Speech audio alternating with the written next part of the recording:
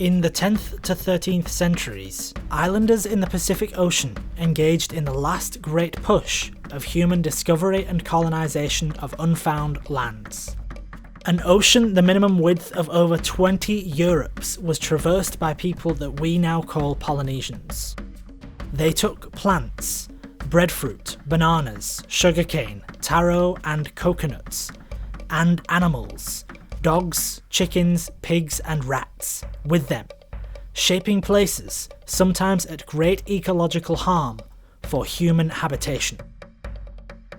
They had settled as far north as Hawaii, as far southwest as Aotearoa, or New Zealand, and as far east as Rapa Nui, or Easter Island, the corners of a cultural area known as the Polynesian Triangle.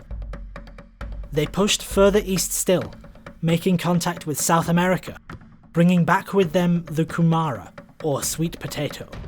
In June 2021, at the time of this video nearing completion, a study was released analysing the possibility that navigators had even encountered Antarctica. The people who achieved the colonisation of the Pacific had the same tools as the people who first invented agriculture.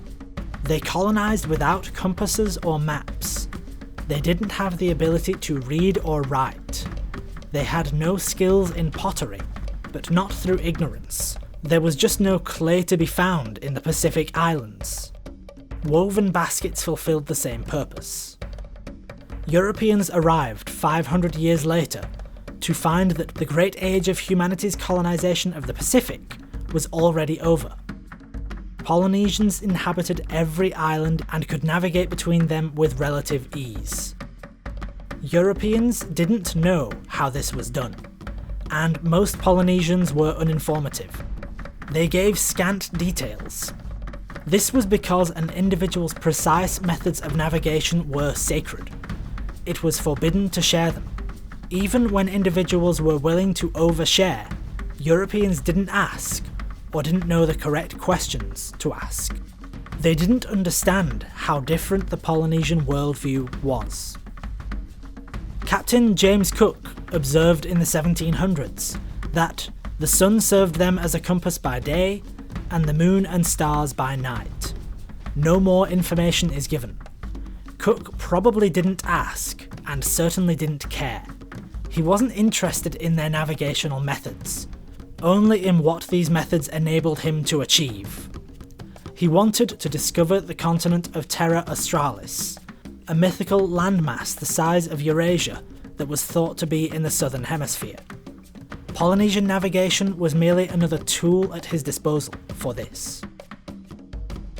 In the 1870s, the King of Hawaii, Kalakaua, echoed the same cursory understanding.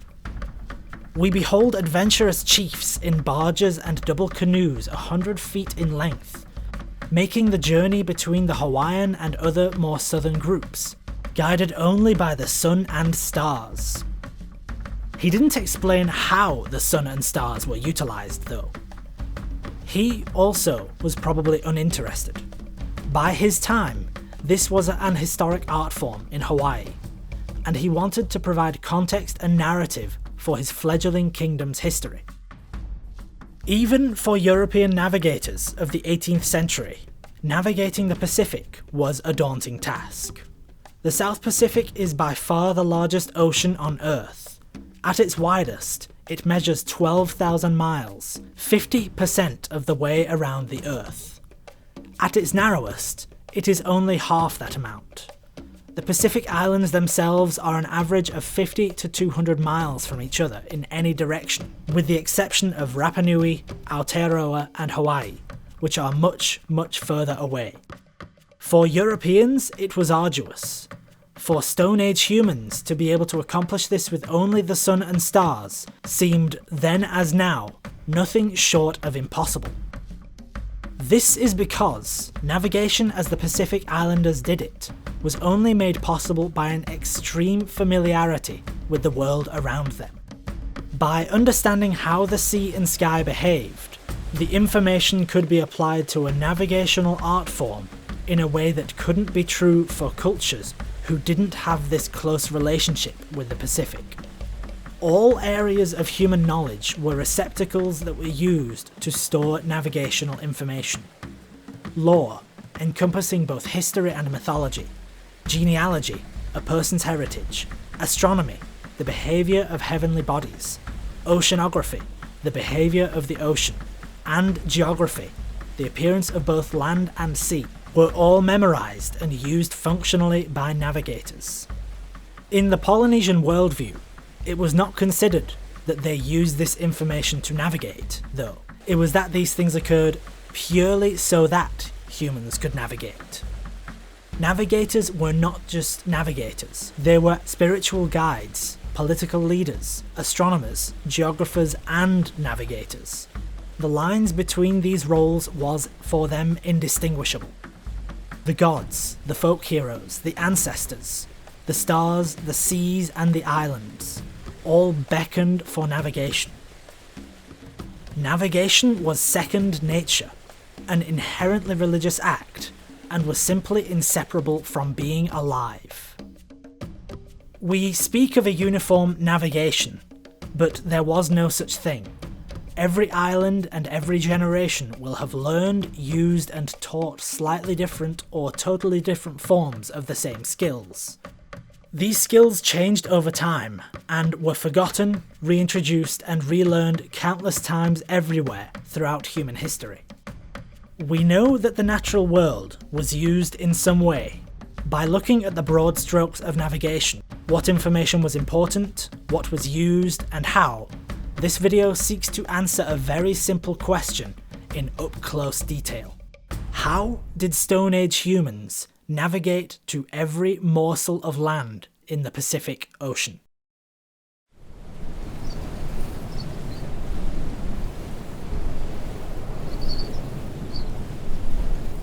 The stars were, and continue to be, the most important tool to Polynesian navigators.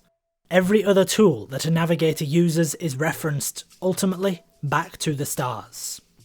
A star is a single point of light, and when it's low enough, it can be referenced to a point on the horizon. By following this star to the point on the horizon, a person can navigate to a destination. These are known as horizon stars, or guiding stars. But as the night goes on, the guiding star moves. The Earth spins on its axis once every 24 hours, which, when viewed from the Earth on a canoe or an island, gives the impression of the sun rising in the east and setting in the west.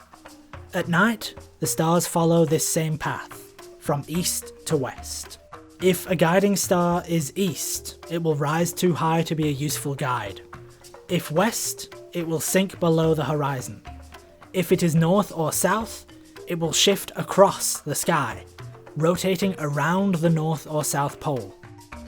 The bearing is maintained until another star appears in the same place, at which point the old star is discarded and that star becomes the new guiding star.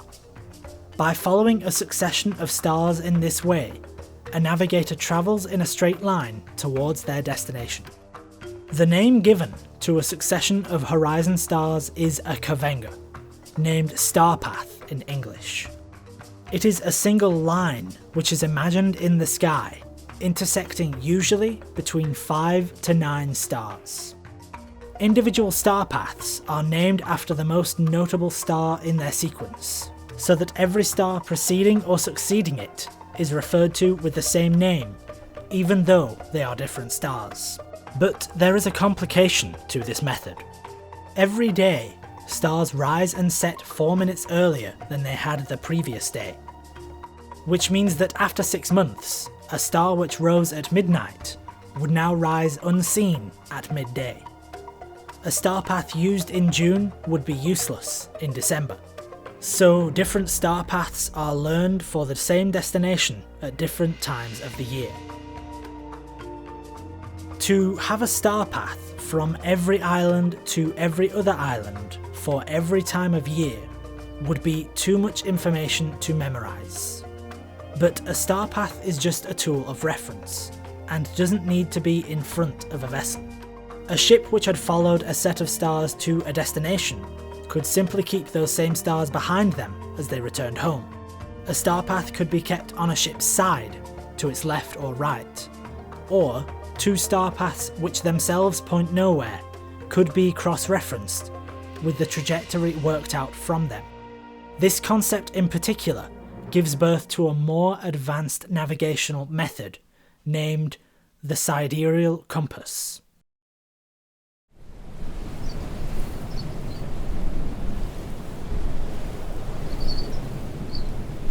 The sidereal compass uses the fact that there are 2 points in the night sky which stand motionless as other stars rotate around them, marking the rotational axis of our planet. These are made known by Polaris to the north and Crux to the south.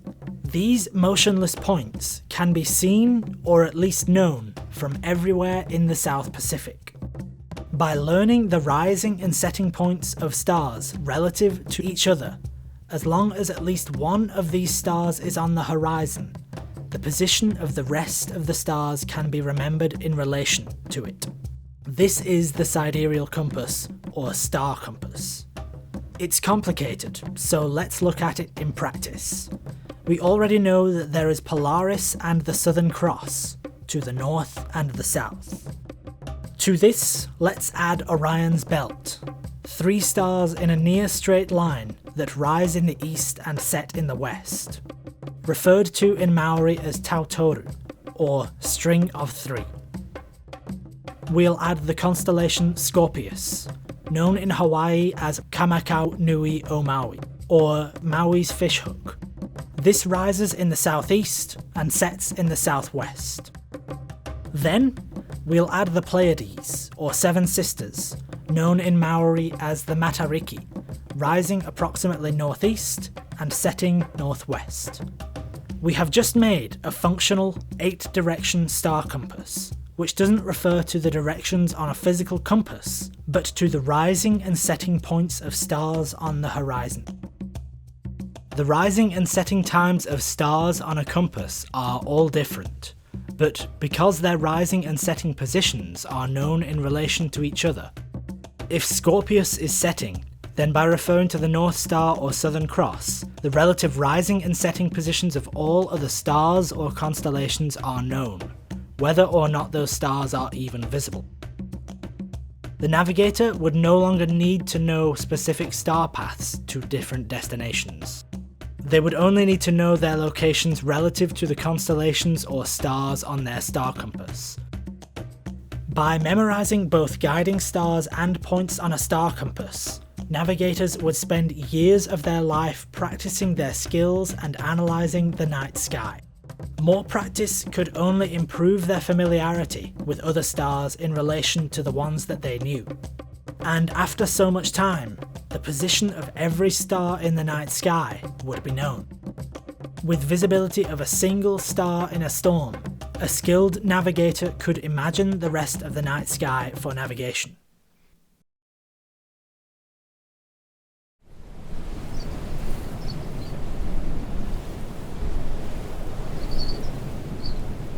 Even the best navigators, though, couldn't get by on knowledge of the stars alone. Stars, as I'm sure you're aware, are not visible during the day. A night's worth of accurate sailing could be undone by aimless day sailing, so other references are used as well. The most obvious daytime reference is the sun. By using the sun as they would a horizon star, at sunrise or sunset, bearings could still be kept in relation to the stars. Now, the sun doesn't always rise in the same place. Even on the equator, it varies by 47 degrees from summer to winter. So the sun needs to be calibrated. Before departure, a navigator would check the bearing of the sun as it rose or set, remembering its position relative to the stars, possibly placing it on their star compass. Now, every morning and evening during a journey, the sun could be used for a few hours after the stars are no longer visible.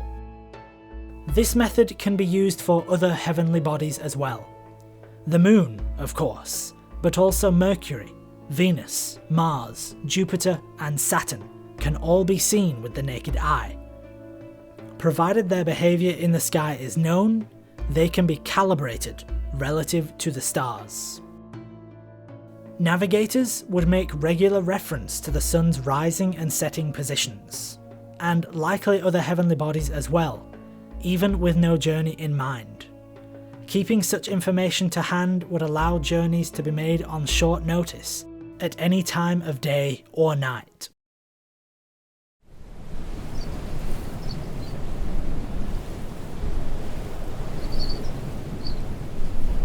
So far, the sky has proven useful, but for the majority of daylight, the sky is devoid of any reference points. The sun is too high and the stars aren't visible. So instead, attention must be turned to the sea, specifically to the waves. Waves are caused mostly by the wind. There are waves caused by local wind, small choppy waves with froth on top. These are just noise for navigators. Navigators look instead for swells, for larger waves which span several meters in length that slowly rock the boat in a regular way. The swells stem from permanent and strong winds, usually the trade winds going across the equator or the southern ocean winds which go around Antarctica. Seasonally, there are monsoons in the West Pacific, but these only create swells from about September to February. There are other swells, but they are from more local or less predictable weather fronts. These aren't felt as widely or used as often. As far south as Aotearoa, waves come from the trade winds, and as far north as Hawaii, waves come from the Southern Ocean. Though the monsoon winds are seasonal and fairly local, they can be felt very strongly in the West Pacific. Though we know what causes these swells, navigators don't need to know what causes them or where they come from to use them to navigate. They just need to know when and where they will be. These swells all feel different on the boat. They all rock the boat differently and have a different height, length, shape, speed, and direction. They all intersect each other in confusing ways. The navigators would unpick these swells from each other and would find their chosen swell, using it to know the direction in which they want to go. From out of the noise of waves and other swells, they would slowly feel the boat lifted and then fall down and then again rise, revealing their chosen swell. The swell which is used differs, depending not only on the destination or location within the ocean, but also on the preferences of teachers and students. Neighbouring islands may stress the importance of different swells. It becomes simply a matter of personal preference. A navigator would devote hours of the day to staring at the horizon, sorting the waves from the swells and picking the swells apart from each other. Sometimes a navigator may lie down to feel the sway of the boat, but apparently the best tool that a man possesses for this delicate task is his testicles, which he would place onto the wood of the boat to feel its movements, picking apart the swells from each other.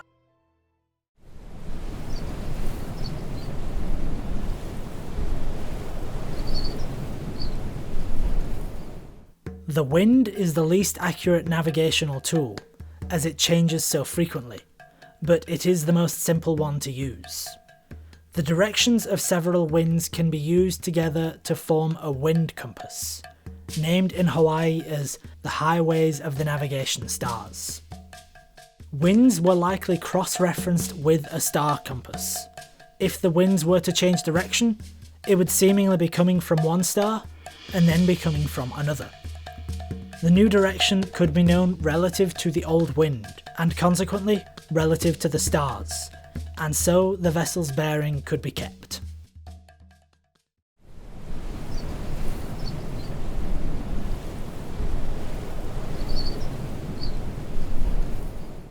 Ocean currents cause vessels to drift in unintended directions while out at sea, and from the perspective of the vessel, this is unnoticeable until the intended destination doesn't appear where it is expected to. Therefore, the lives of navigators and their crew is staked on knowledge, memorization and communication of currents. The only requirement for a method of countering current is that it works and can be taught and recalled. As a result, there's no standardized way to encounter a current, and even the same island, depending on the destination, can account for the same current in different ways. The most simple and reliable way is to have sailed a route before and to know how it behaves. Currents are, after all, mostly predictable things. The next best way is to have been told how to counter it. At an island named Polynesians, for one destination, a navigator is told to sail with the star path slightly to their right. The star path would lead straight to their destination. If followed directly, the current would drift the vessel as it sails. But by keeping the star path to the right, the current is countered and the vessel arrives. For another destination in a similar direction, the navigator follows a bearing straight on, because this bearing has already corrected for the current. The route isn't a straight line, but the current pushes them, and they simply arrive as though there were no current. The third method is used when destinations are hundreds of miles apart, or are, to the navigator, unknown. The current is then countered by taking back bearings. The currents are at their strongest near land, so by looking behind the vessel with the mast as a reference point, the navigator can note the drift of the land, drifting left, right, or not at all. This will reveal the level of correction for current, which is required for the rest of the journey. Again, the only prerequisite for countering current is that it works, and it can be taught and recalled. If a method of countering current is ineffective, then it can be a deadly mistake.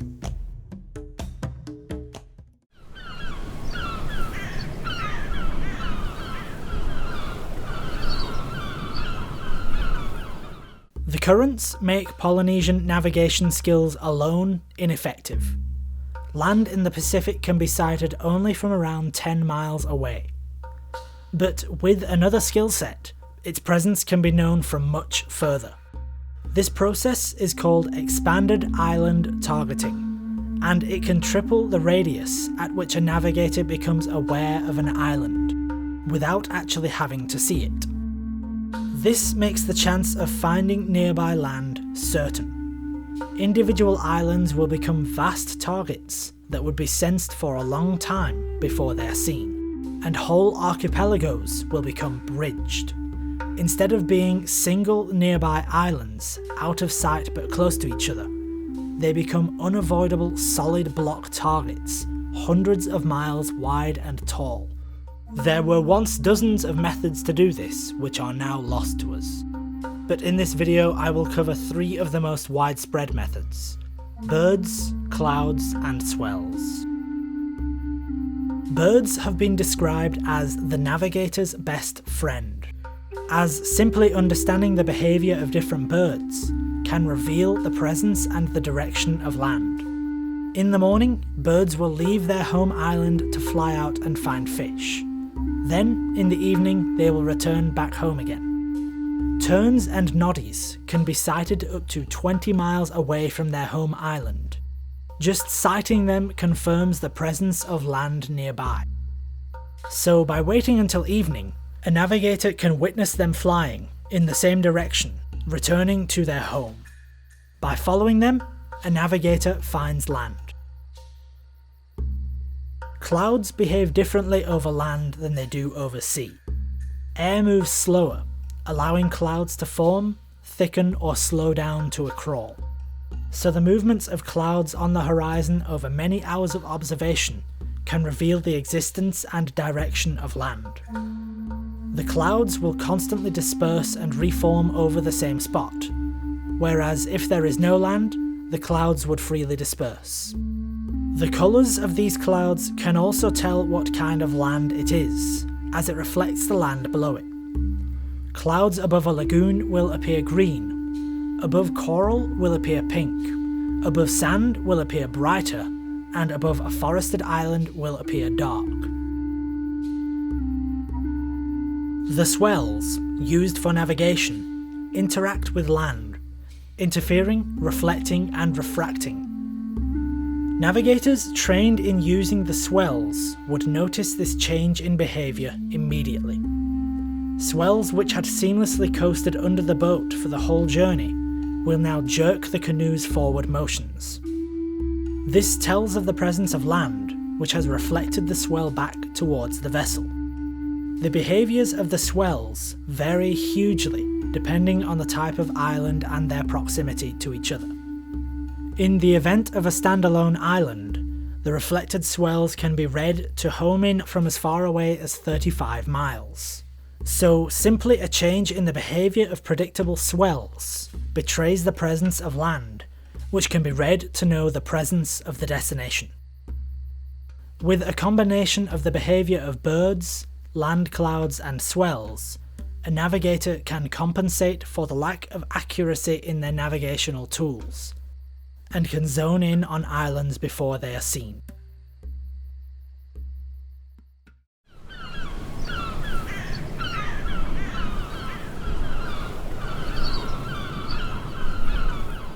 How on earth did the Polynesian navigators learn to do all of these things? The answer to this question is unsatisfying. We don't know. They had no form of writing, and their lifestyle leaves very little archaeological evidence. The only source which can enshrine detailed Polynesian ideas about the world is Polynesian myth. In Aotearoa and Hawaii alike, myths tell us that while humans were out fishing, their home island disappeared behind them. Then, we're told how the folk hero Maui, seeking a large fish, casts his magical fish hook down and into the sea floor, and he begins to pull. The myth mentions that he throws up powerful, tumultuous waves and frothy seas, and, with continued effort, in Hawaii, he had fished up the Hawaiian island chain. In Aotearoa, he had fished up the northern island, Te Ika o Maui, the fish of Maui. Fishermen who go out to deeper waters in the Pacific can catch bigger fish. This incentive drives Maui to join the fishermen. He wishes to prove that he can catch larger fish than they had. If fishermen's home disappeared below the horizon, as the myth explicitly tells us, then they would be left with only one precise directional guide. They could look at the series of stars in the direction of their home. As they went further and further away, the swells may behave differently. They may change direction, seem to become stronger, or rock the boat. From the perspective of the canoe, land would rise up on the horizon. Fishermen, in their hunt for larger fish, had fished up new land.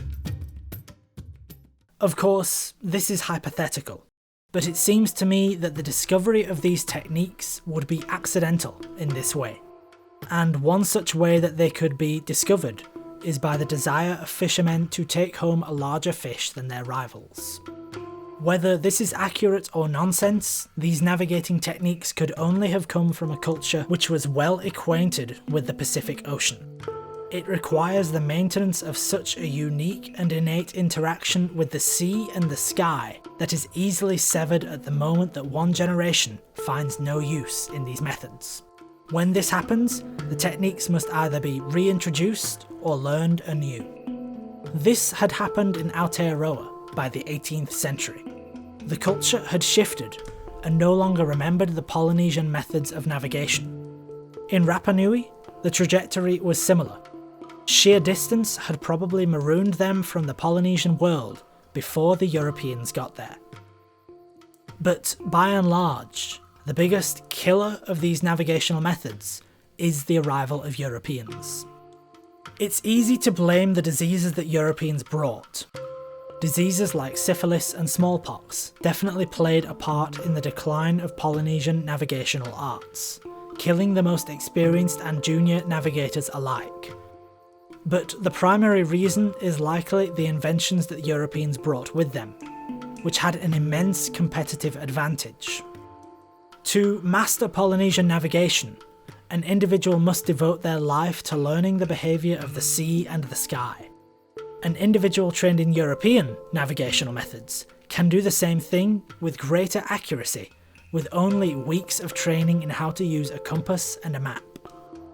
For me, these navigating methods show that what can be achieved by humans is dictated purely by the environment in which they find themselves. European culture didn't become dominant due to any kind of racial or ideological superiority. It was purely geography and the resources that they had at their disposal. Pacific Islanders had no clay to make pottery, and they had no revolutionary innovations in metallurgy or tool crafting, but using only observations and their own minds, they had discovered and colonised the last frontier on the Earth, and they had done so entirely by accident.